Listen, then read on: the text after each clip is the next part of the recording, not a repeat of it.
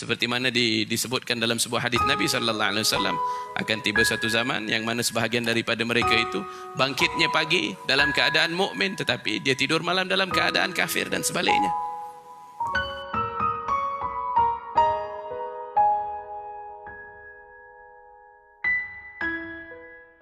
Seterusnya, majlis mempersilakan Al-Habib Muhyiddin Al-Attas untuk memberikan sedikit ucapan kepada kita insya-Allah. Beliau merupakan keturunan silsilah daripada Al-Attas insya-Allah.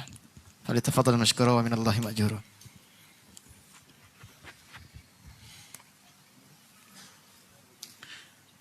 Bismillahirrahmanirrahim. Alhamdulillahirabbil alamin wassalatu wassalamu ala asyrafil anbiya'i wal mursalin sayyidina Muhammadin wa ala alihi washabbihi ajma'in. Allahumma salli wa sallim ala sayyidina Muhammadin salatan tahya biha ruhi wa tanshitu biha jawarihi wa yaqwa biha qalbi wa yasri sirruha fi auladi wa ahbabi wa akunu biha sa'idan mas'uda. Allahumma salli wa sallim ala sayyidina Muhammadin miftahi babi rahmatillah adada ma fi ilmillah salatan wa salaman daimain bidawami mulkillah wa ala alihi wa sahbihi. Segala puji bagi Allah Subhanahu wa taala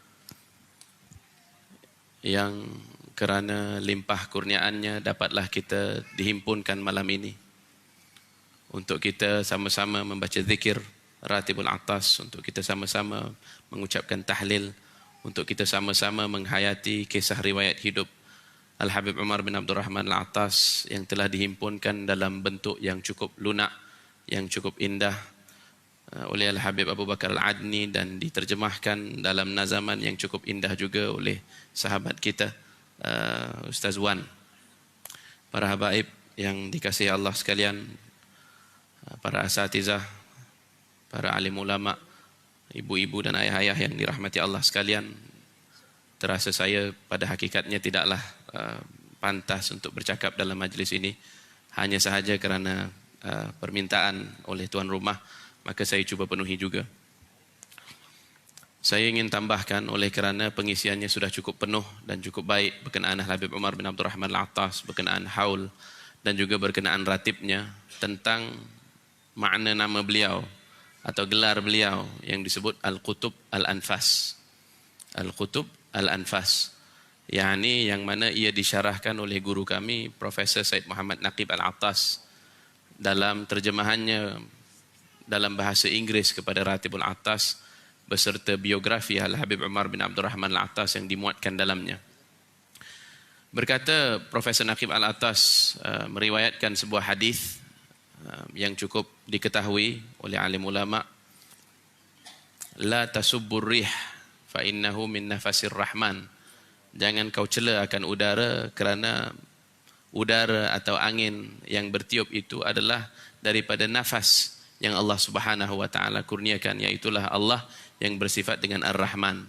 Lagi pula dalam sebuah hadis yang saya sempat tanya Habib Ahmad Al-Jufri tadi, yang mana Nabi sallallahu alaihi wasallam menyatakan, man naffasa, barang siapa yang membukakan jalan, yang melegakan bagi seseorang muslim salah satu daripada masalahnya di dalam muka bumi, maka Allah Subhanahu wa taala di akhirat kelak akan meringankannya salah satu daripada bala dan bencana pada hari akhirat.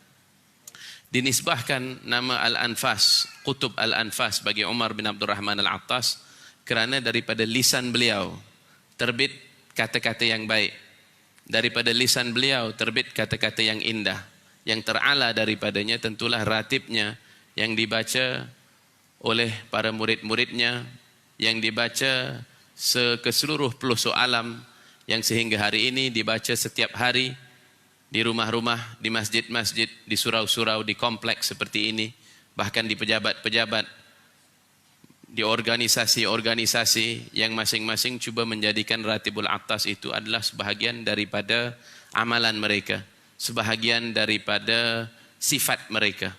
Dibacanya Ratibul Attas hari-hari. Dan tentunya ia adalah antara nafas yang terbaik sekali, bil khusus kerana ia memuatkan kalimah la ilaha illallah di dalamnya. Sedangkan Nabi sallallahu alaihi wasallam bersabda bahawa nabi-nabi yang terdahulu, yakni sebaik-baik kalimat yang pernah dinyatakan olehku dan oleh nabi-nabi yang terdahulu adalah kalimat la ilaha illallah. Maka di dalam Ratibul Attas itu dihimpunkan kalimat-kalimat yang terbaik. Kalau kita ingin ibaratkan Dalam Ratibul Attas itu meskipun susunannya hanya menghimpunkan lebih kurang 17 zikir dan bilangannya cukup kecil sekiranya ingin dibandingkan dengan kitab-kitab lain yang lebih besar, yang lebih luas. yakni bacaan zikirnya 3, ada yang 10, ada yang 7, ada yang 40, ada yang 11. Akan tetapi dalam kecilnya itu, dalam padatnya dan ringkasnya itu, ia dijadikan satu amal yang boleh dibawa, yang boleh diamalkan setiap hari kerana ia cukup padat dan ringkas, bil khusus bagi kita umat akhir zaman. Dan sebaik-baik amal itu adalah amal yang istiqamah walaupun sedikit. Adalah lebih baik kita mengamalkan Ratibul Attas ataupun Ratibul Haddad yang kita dapat habiskan dalam masa 10 minit ataupun 20 minit setiap hari, berbanding kita cuba sekali untuk habiskan satu ribu-ribu punya zikir dan kemudian tak berulang lagi. Tetapi dalamnya itu, setiap satu daripada zikir itu adalah zikir-zikir yang merupakan himpunan permata dan intan. Kerana masing-masing daripada zikir itu adalah merupakan perintah daripada Allah Subhanahu wa taala, daripada amal Rasul sallallahu alaihi wasallam. Dan di antaranya 5 daripada zikirnya itu melibatkan bismillahirrahmanirrahim dengan ketinggian derajat bismillahirrahmanirrahim dan segala rahsia yang terkandung dalamnya. Begitu juga dalamnya terdapat isti'adzah, yakni memohon perlindungan, kerana manusia itu adalah dijadikan lemah dan mudah diganggu gugat, dan sekiranya dia tidak memohonkan perlindungan daripada Allah Subhanahu wa taala, maka rosak segala amalnya. Dirosakkan oleh riak, dirosakkan oleh bisikan syaitan, dirosakkan oleh segala keadaan kehidupan daripada kefakiran, kekayaan dan segala bentuk yang mana perlu kita memohonkan supaya Allah Subhanahu wa taala lindungi kita daripada syarri ma khalaq, daripada keburukan yang diciptakan. Belum lagi kalau kita perhatikan dalam zikir-zikir itu sebenarnya ada tanda-tanda yang menunjukkan ketinggian martabat maqam Al-Habib Umar bin Abdul Rahman Al-Attas. Di antaranya adalah ia berlindung kepada Allah Subhanahu wa taala. Bismillahi, dengan nama Allah tahassanna billah. Bismillahi tawakkalna billah, dan ia bertawakal kepada Allah Subhanahu wa taala, dan tawakal itu adalah makam yang sangat tinggi. Begitu juga ada istighfar dalamnya, ada selawat dalamnya. Jadi kalau kita nak ibaratkan, walaupun ringkas dan padat, tetapi ratib itu memiliki segala yang kita perlukan. Dan di dalamnya juga adalah, kalau kita nak ibaratkan, maksudnya dia adalah hidangan yang luar biasa. Maksudnya macam biryani lah kalau kita katakan begitu. Walhasil, yakni Ratibul Attas yang cukup ringan itu, sebab itulah dia diberi nama Azizul Munal, the rare gift. Ya, dia adalah sebuah anugerah yang sangat jarang-jarang untuk didapatkan seseorang. Dan juga diberi nama baginya Wafathu Babil Wisal, the key to opening the door of union. Ia adalah kunci yang dapat membukakan jalan dan yang membukakan pintu yang menghubungkan hamba dengan Tuhannya. Subhanallah. Dan bagi kita yang umat yang hari ini menghadapi cabaran-cabaran yang barangkali tidak pernah dihadapi oleh generasi-generasi yang terdahulu, antara cabaran-cabaran yang datang pada zaman kita ini memanglah datang melalui perantaraan nafas. Ini datang melalui perantaraan bahasa. Kalau secara zahirnya, yang ditakuti pada zaman sekarang itu adalah wabak yang datang daripada perantaraan nafas. Tetapi secara batinnya dan yang lebih utama, bahaya yang lebih besar adalah datang daripada perantaraan nafas melalui perantaraan bahasa, yaitu melalui perantaraan konsep-konsep yang tujuannya apabila ia masuk ke dalam hati, masuk ke dalam fikiran, ia merosak akidah dan merosak iman, waliyadzubillah. Berapa ramai daripada kita yang dengan secara tiada sedar kita menggerakkan diri kita daripada menyerap akan beberapa konsep-konsep yang pada hakikatnya bertentangan dengan ilmu tauhid, yang bertentangan dengan pandangan alam Islam yang hakiki. Ya.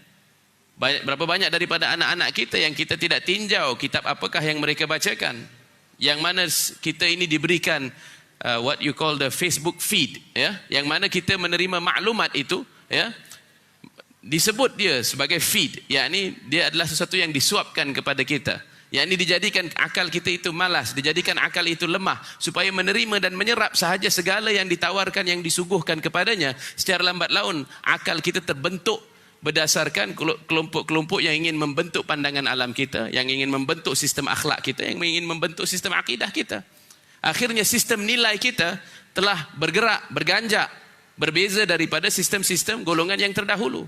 Sebab itulah kita perlukan kepada majlis yang seperti ini, majlis haul yang mengingatkan kita semula di manakah muara kita, di manakah sauh bagi kapal kita, supaya kita dapat berlabuh di sana dan supaya kita tidak hanyut, dan supaya kita tidak terhumban ombang ditiup oleh taufan dan badai ya, yang mencabar pada zaman kita ini. Berapa ramai daripada mereka yang lahirnya Muslim, seperti mana disebutkan dalam sebuah hadis Nabi SAW, akan tiba satu zaman yang mana sebahagian daripada mereka itu bangkitnya pagi dalam keadaan mukmin, tetapi dia tidur malam dalam keadaan kafir dan sebaliknya.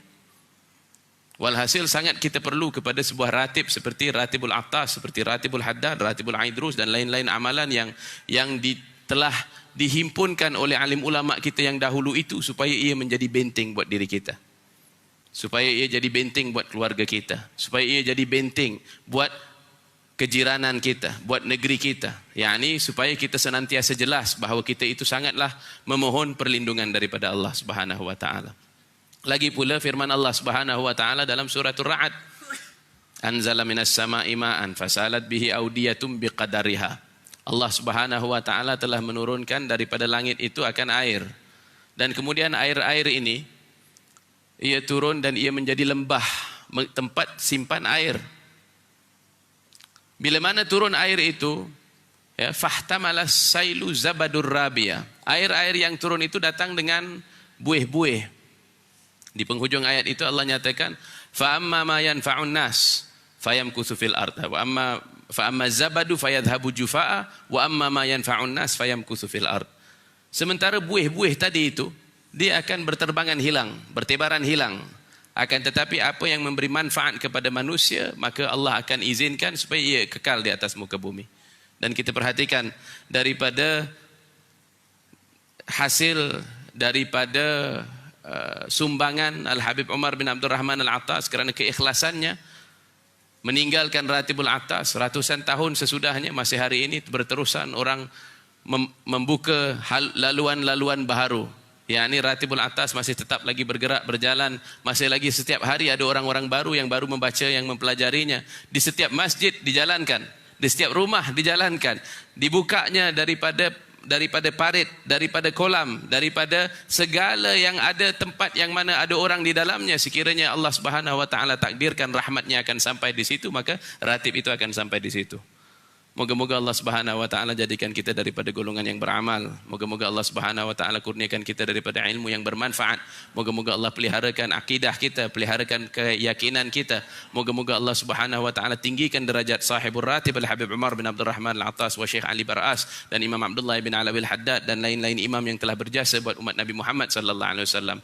Moga-moga Allah Subhanahu wa taala seperti diizinkan kita membaca ratib, sahibul ratib, dipertemukan kita akan mereka ini di hari akhirat kelak, di barzakh kelak, dan dipertemukan kita dengan Nabi sallallahu alaihi wasallam, dipertautkan di antara hati kita dan Nabi Muhammad sallallahu alaihi wasallam, dipertautkan kita dengan amalan para salihin, dan dijadikan kita daripada orang-orang yang terpelihara daripada segala fitnah, daripada segala wabak, daripada segala fitnah az-zaman, daripada fitnah al-Masih ad-Dajjal. Moga-moga Allah Subhanahu wa taala peliharakan rumah dan isinya, dan ahli keluarga kita, dan kejiranan kita, dan negeri kita, dan moga-moga ia dikekalkan aman, damai dan makmur, dan moga-moga Allah Subhanahu wa taala jadikan kita diberikan keberkatan umur, dan moga-moga Allah Subhanahu wa taala berikan kita sebahagian daripada sir yang telah dikurniakan kepada para aslafun salihin, yang membangkitkan kita di malam hari untuk memanggil Allah Subhanahu wa taala, bermunajat kepadanya, beristighfar kepadanya, bertaubat kepadanya, berselawat ke atas baginda nabinya. Moga-moga Allah Subhanahu wa taala kurniakan kita akan husnul khatimah. Amin amin ya rabbal alamin. Rabbana atina fid dunya hasanah wa fil akhirati hasanah wa qina adzabannar.